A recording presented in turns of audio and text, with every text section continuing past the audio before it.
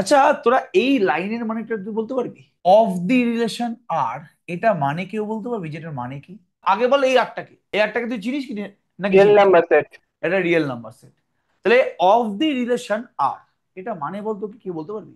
তাহলে এরা আরেকবার রিপিট করবে? আচ্ছা আমি আবার রিপিট করছি। Relation between A and B, এটা মানে কি আমাকে বল।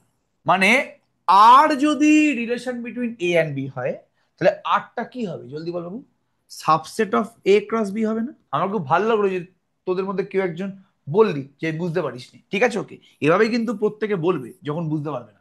এবার যদি বলে রিলেশন অন এ, দুটো সেট বলেনি, খালি একটা সেটই বলেছে, তখন সেই রিলেশনটা সাবসেট অফ এ ক্রস এ হয়ে যায়। আর বাবা বাড়ির মধ্যে রিলেশন, তোর বাড়ির মধ্যে রিলেশন, তোর বাড়ির সাথে পাশের বাড়ির যদি রিলেশন আমি ডিফাইন করি, তাহলে একটা রকম রিলেশন হবে।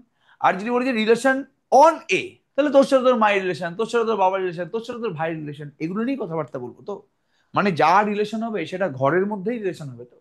তো রিলেশন অন এ মানে, যদি আমি আরটাকে রিলেশন অন এ বলি, তাহলে সেই রিলেশনটা হবে subset of A cross A.